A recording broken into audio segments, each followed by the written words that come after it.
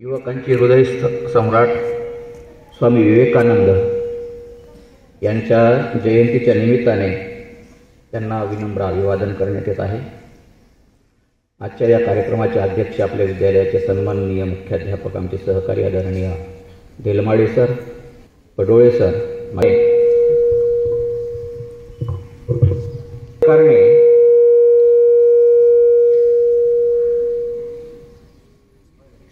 संविधान या अभिनव उपक्रमाच्या माध्यमातून भारतीय संविधानाची ओळख प्रचिती भारतीय गणराज्यातल्या लोकांना झाली पाहिजे आणि भारतीय संविधानाच्या माध्यमातून सुरू असलेल्या आपल्या देशाच्या विकासाची संकल्पना त्या माध्यमातून आपल्याला आली पाहिजे हा दृष्टिकोन डोळ्यासमोर ठेवून भारताच्या संविधानाच्या संदर्भामध्ये जनजागृती सुरू केलेली आहे। त्याचाच एक भाग म्हणून आपल्या विद्यालयामध्ये आज मला या ठिकाणी आमंत्रित केलेलं आहे। त्याबद्दल विद्यालयाचे सर्वप्रथम मी शतशः आभार व्यक्त करतो की टाळ्या वाजवायला पाहिजे। संविधान निर्माण करण्यासाठी ज्यावेळेस या ठिकाणी इंग्रजांकडून सुधारणा कायदा तयार करण्यात येत होता, जगामध्ये दुसरं महायुद्ध सुरू होतं, युरोप खंडामध्ये महायुद्धामुळे प्रचंड प्रमाणामध्ये अडचणी निर्माण झालेल्या होत्या आणि इंग्रजांच्या लक्षात आलं की आता आपण आपलं साम्राज्य सगळीकडे प्रस्थापित केलेलं जे आहे ते आपण चालवू शकत नाही आणि भारतामध्ये सुद्धा स्वातंत्र्याची चळवळ सुरू होती। अशामध्ये भारतीयांच्या ताब्यामध्ये भारत द्यायचा आहे, पण तो एकसंघ असला पाहिजे या दृष्टिकोनातून विषय पुढे आला की भारताचं संविधान निर्माण झालं पाहिजे।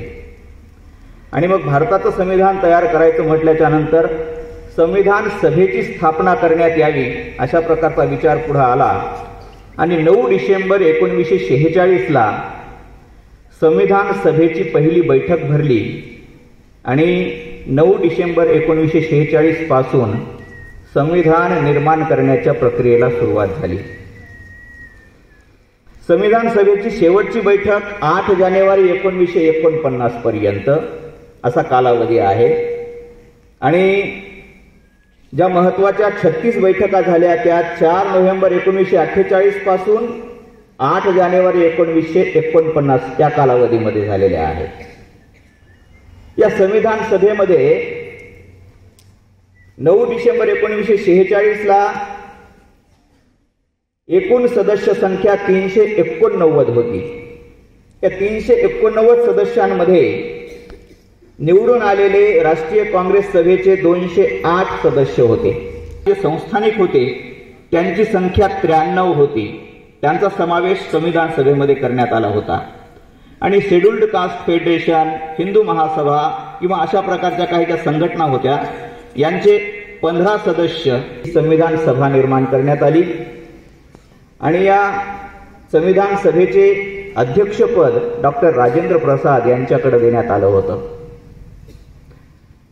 त्यानंतर हालचाली सुरू झाल्या, देशाला स्वातंत्र्य मिळण्याच्या बाबी सुरू झाल्याच्या नंतर 15 ऑगस्ट 1947ला भारताला आपल्याला ताब्यात घेता आलं। त्या अगोदर 14 ऑगस्ट 1947ला इंग्लंडमधल्या संसदेमध्ये ट्रान्सफर ऑफ पॉवर नावाचं बिल पास करण्यात आलं आणि ट्रान्सफर ऑफ पॉवर बिलच्या माध्यमातून मुस्लिम लीगला पाकिस्तान, पूर्व आणि पश्चिम पाकिस्तान असा प्रदेश देण्यात आला आणि उर्वरित भाग हा हिंदुस्थान या नावाने भारताच्या ताब्यामध्ये आलेला होता।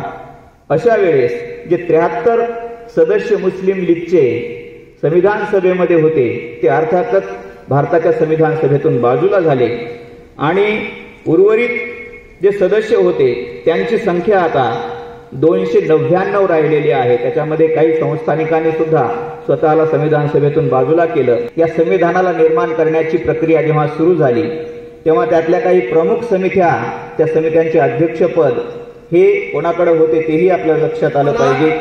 गाजर दिसते, काकडी दिसते, मुळा दिसेल, आणखी वेगवेगळे पदार्थ, दही दिसेल, आणखी वाटाणे दिसतील, सगळे दिसतील आणि त्या सगळ्यांचं मिळून आपल्याला काय दिसते की कोशिंबीर आहे। तसं भारतामध्ये सगळ्या धर्माची लोक आहेत, भारतामध्ये सगळ्या जातींची लोक आहेत, भारतामध्ये वेगवेगळ्या संस्कृतीचे लोक आहेत आणि त्या सगळ्यांचा मिळून भारतीय तयार झालेला आहे. ते कोशिंबीरचं वाडग म्हणजे आपल्या देशातली एकात्मता आहे. ही टिकली पाहिजे, तिचं सौंदर्य आपण व्यवस्थित फुलवलं पाहिजे आणि त्या सौंदर्याला व्यवस्थित फुलून विविधतेतील एकता ही जगाला मार्गदर्शन करणारं तत्व भारतीय संविधानाने या ठिकाणी दिलेलं आहे. अशा प्रकारचं आगळं वेगळं संविधान आज आपल्या हातामध्ये आहे आणि या माध्यमातून आपला देश विकसित होणार आहे. 2047 पर्यंत आपल्या देशाला विकसित देश म्हणून आपल्याला जगामध्ये प्रस्थापित करायचं आहे आणि त्यासाठी आपण सगळे या ठिकाणी बसलेले जे भारतीय लोक आहोत, हे आपण सर्वजण या देशाच्या विकासासाठी कार्य करण्याची क्षमता असलेले लोक आहोत. तुमच्यामध्ये ती क्षमता पुन्हा वृद्धिंगत हो आणि तुम्ही भारतीय संविधानाच्या माध्यमातून देश सेवा करण्यासाठी तयार होत. या अभिलाषेसह या ठिकाणी दिलेल्या वेळेमध्ये मी माझं मनोगत थांबवतो. धन्यवाद. जय हिंद, जय महाराष्ट्र.